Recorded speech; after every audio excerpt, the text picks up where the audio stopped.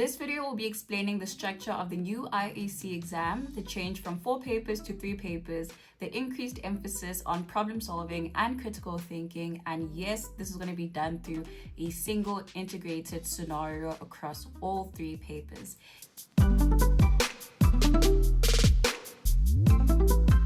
If you don't already know, my name is Lesego Ranko, and I am a chartered accountant, speaker, and founder of Learning, Growth, and Contribution. On this channel, it's all about learning, growth, and contribution. Yes, SAICA has implemented a single integrated scenario format for the initial assessment of competence, aka the IAC exam, from January 2025. So if you're going to be watching this is definitely going to help you understand what this single integrated scenario looks like. A brief explanation of the key features of the single integrated scenario. It is going to be one comprehensive scenario. Instead of writing 4 papers, you will be writing 3 papers, of which they are going to be focused on this one scenario. This scenario is going to represent a real life business or scenario, similarly to APC. And of course, if you're writing IAC, you have no idea what the APC is about. But for some of us that are qualified, this kind of makes sense. And I'm going to run you through an example of an integrated scenario, so stay tuned. Another thing is, again, I mentioned the focus on problem solving and critical thinking. This has been one of the key features in terms of challenges that IAC candidates face, is because they don't know how to apply their theoretical knowledge into a real life scenario. So this exam is going to help you apply your practical skills and solve complex problems in the virtue of you emphasizing the importance of problem solving and decision making. Each paper will be 4 hours long, and the required reading time is provided within the scenario, and writing commences immediately. Everything that I am saying in this video, the detailed information, is available on the SAICA website, so don't be discouraged. If you want more detailed information, please visit the SAICA website. And some of you might ask, why one scenario? Does that even make sense? And I mean, granted, if you come from a degree and you're coming from CTA, PGDA, that's what you guys do. Every paper is based on something new, but there is a benefit of having a single integrated scenario. It kind of welcomes you into this idea of a real life scenario. When you are a CASA in practice, you deal with, example, one business, and in that one business, when they come to you with problems, it can affect multiple disciplines. When I say that, I mean the problem can affect financial reporting, it can affect audit and assurance, it can affect management accounting, it can also affect tax, and that's just an example. It also helps you integrate your skills. For some people, if they know they're writing auditing, that's all they think about. They don't even think, does this audit issue have tax implication? Does this financial reporting situation have a management accounting consideration? And I think for me, let me rather say for me and other CAs in practice, you see the beauty of this the more you are working. And I think one disadvantage that IAC candidates might experience is that obviously if you're writing in the January sitting immediately after PGDIP or CTA, you kind of stepping out in faith because this is also still new. You're just like, but I've never worked a day in my life. But if you do have the benefit of already working during your CTA year, this should kind of feel very familiar. But if this is your first time, trust the process. This is one area where I'm going to say, trust the process, because it does work and it does upskill you at your maximum capacity. So I want us to walk through a scenario of what a single integrated scenario is going to look like. So I came up with this, and hopefully you can follow my logic. So the company that we're going to be dealing with is called Learning, Growth, and Contribution. So LGC is a leading mentoring and workshop company, and it is considering expanding its operations into a new African market. They are evaluating a merger and acquisition of Ulwazi Olubanzi Academy, which is a tutoring company in Namibia established to provide tutoring and mentoring services in that country. This scenario is literally only 3 lines, and someone would be like, okay, what now? But I love this scenario so much because this is what it means to have an integrated way of thinking. The framework that you should have when you even read something like this is asking yourself the question, what are the disciplines that I have to know as a CASA? The first one, financial reporting. Secondly, you need to know audit and assurance. You need to know tax. You need to know management accounting. I've split management accounting into strategy, risk management, and governance being the fifth point, and I'll tell you the reason why I did that. And then the sixth discipline is ethics. So every time you are reading a scenario, especially if it's an integrated scenario, those are the six disciplines that you think about. You have to start asking yourself, in this specific scenario, what are the financial reporting considerations? What are the audit and assurance considerations? What are the taxation considerations? What are the management accounting considerations? What are the strategy, risk management, and governance considerations? And then finally, what are your ethics considerations? So if we go through the first one, what are the financial reporting aspects? So we know that LGC needs to assess the impact of this acquisition on its financial statements, including the accounting treatment of goodwill. And we might be considering, what does IFRS 3 say about this? Can we see any identifiable intangible assets, and are there any contingent liabilities? Again, we're only focusing on the financial reporting aspects. Another thing is Ulwazi Olubanzi Academy is in Namibia. So when you think of a country that is outside South Africa, the acquisition may involve foreign currency transactions. So this will require LGC to consider any exchange rate fluctuations and any impact on the financial statements. Another thing is, people always forget this, but impairment testing. LGC needs to perform any impairment test on the assets that they're acquiring that belong to Ulwazi, because of the fact that these assets are at risk of being overstated. So any impairment testing considerations. That is financial reporting. When we look at audit and assuring aspects, we consider, did we perform any due diligence? So as we know, LGC's auditors need to conduct a thorough due diligence on Ulwazi, including their financial statement audits to assess the accuracy and reliability of this information. Do we believe what they present themselves to be? We also need to think about going concern. Did the auditors evaluate the going concern status of Ulwazi, and what was the result thereof? You need to consider factors such as any competitive landscape, what was the economic conditions in which they're operating in, and the impact on the acquisition. Then this is a big one. If you are a partner, and I say this all the time because I think sometimes when we are writing an exam, we don't put necessary hats. What is the first thing that you think about audit? Audit is risk.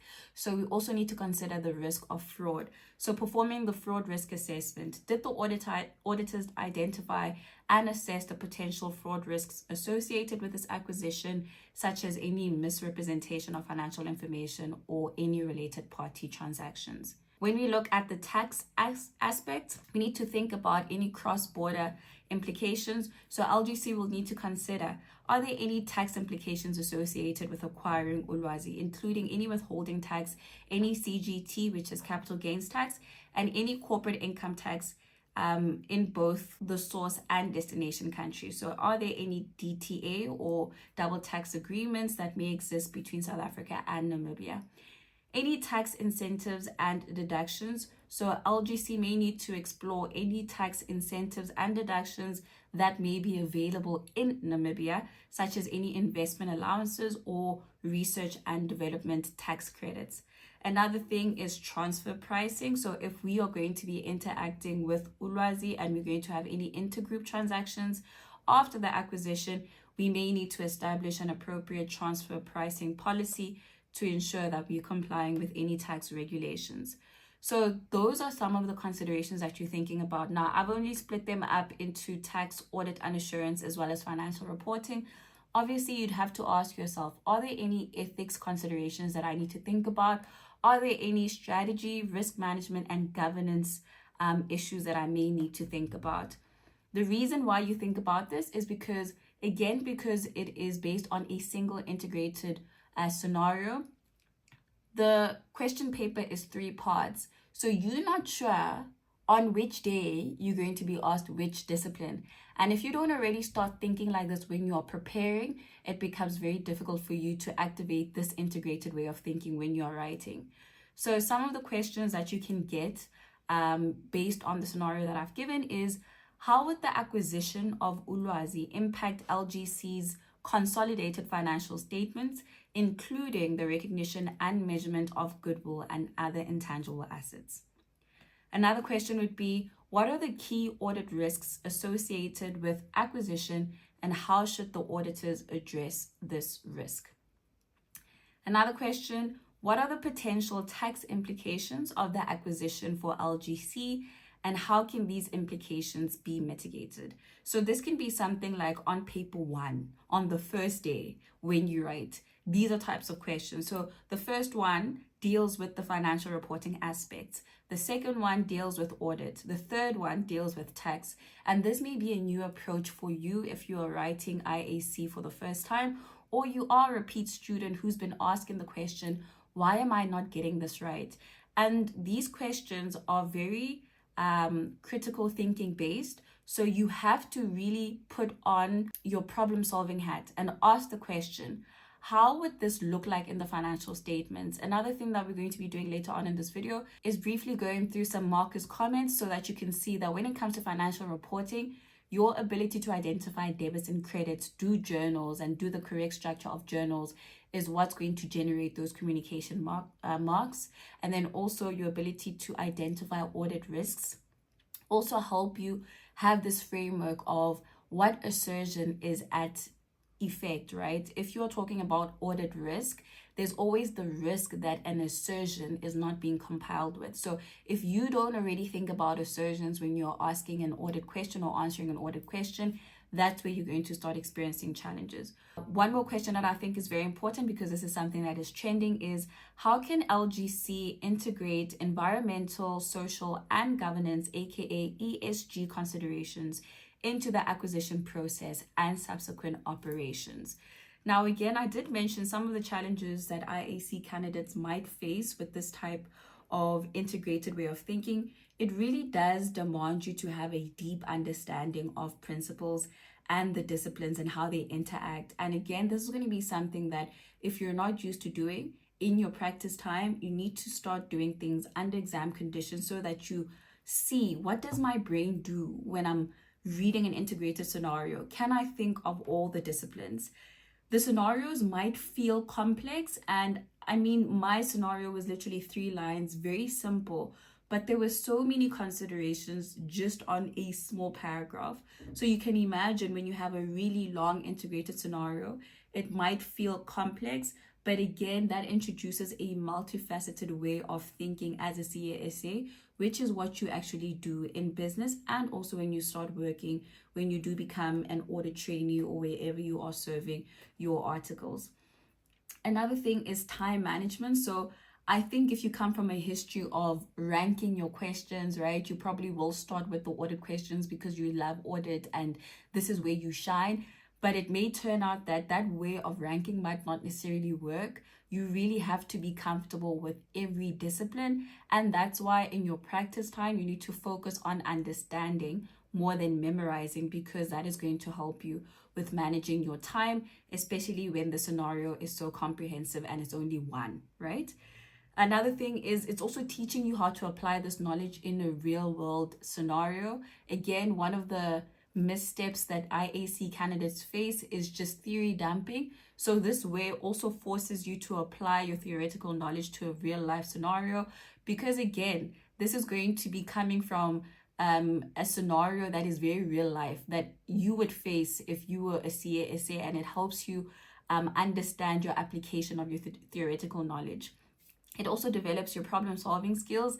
Like even for me, the one thing that I can say I look back at now after qualifying and being qualified for as many years as I have, I cannot believe this year's going to be 3 years. My gosh, I'm old. Sorry, I'm digressing. But when I think about my ability to problem solve is because of the IAC exam, in my time ITC, and APC, because this way of integrated thinking gives you that edge over somebody that doesn't understand all the disciplines and thinks about things in one way. So it really is a distinguishing factor for you as a CASA. And it also builds on your communication and your professional skills, because once you understand an integrated scenario, you are able to come up with an informed decision And you are also forced to really be concise with the challenge at hand, with the problem at hand. So when you're answering a question, answer what is being asked. Don't answer what you think is being asked. Answer what is being asked. And again, another video is going to talk about exam tips. So I really hope this line that I'm saying, I'm going to revisit it so that you know what I mean when I say answer what's been asked and don't answer what you think has been asked. So you might ask yourself as a candidate, how do I overcome these challenges? The one thing that I said is make sure that you really understand the principles. Understand what is the purpose, the objective of the standard. And there is something that I noticed in myself and also with people that I tutor or people that I mentor, is that we don't take enough time to understand a purpose of a principle.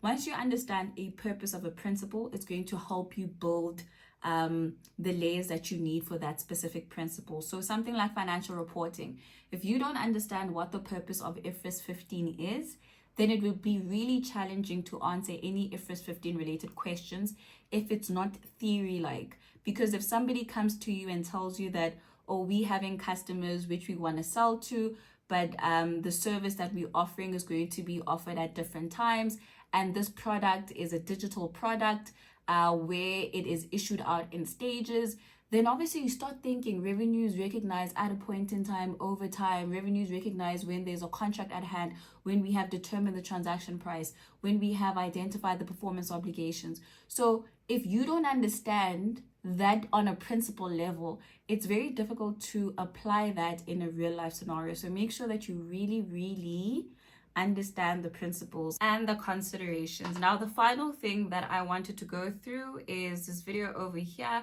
So this is going to be me assessing the ITC June 2024 markers comments. As you will see, you can find this on the SAICA website. Where I would like us to focus is at 14% pass rate. It's still giving me anxiety, but you know what? Out of 1,000 people that wrote, 1,000 failed. That's very traumatic. But anyway, you go over the background information on the setting, marking, and adjudication of the exam. And where I want us to focus is this table over here. So I mentioned that the disciplines, those 6 disciplines that I mentioned earlier, this is where I derive them from. So if you look at that table, SAICA splits the marks into accounting and external reporting, strategy, risk management, and governance, audit and assurance, taxation, management, accounting and finance, ethics, and then there's also marks awarded for communication. But basically this shows you the layout of where the bulk of the information is coming from. But of course, this is going to change in terms of the single integrated scenario, but this gives you a clue on how you should think about issues. Going over the overall comment, especially the general comment, is key for you to understand where do candidates actually go wrong. So I highlighted that being very important, and application of knowledge, guys. This is always the first thing that SAICA mentions, because a lot of people, when they write IAC, they still want a theory dump. You still want to hold on to your standards and quote them verbatim, but you cannot be that person. You need to know how to apply your knowledge. Another thing that is focused on IAC is your workings and your ability to show them correctly. Some communication marks, some journal entries that I mentioned earlier on in the video, as well as time management that I've been emphasizing quite a lot. Your layout and presentation also matters. Irrelevancy, so a lot of people write things that are not meant to be there, and then drilling down scenarios. But yeah, that's some of the information that is available on the markers comments. But again, this is for you to really sit down and make sure that you're taking an afternoon just to go over a few of the markers comments and really going in to understand where candidates go wrong, so that you don't fall victim to those, I want to say, normal challenges that we all face, guys. At the end of the day, what you don't know, you don't know, and what you don't know, you can learn. So if you're not going to be in a position where you are giving yourself the chance to learn, then unfortunately you'll be you'll keep repeating the same mistakes, and we don't want that. So I really hope that this video was very beneficial towards you and gave you an insight on integrated way of thinking and how you can better attack and approach this exam. If you really enjoyed this video, let me know in the comments down below, and don't forget to like, to comment, to share, and to subscribe to this channel, and I'll see you in my next video. Bye.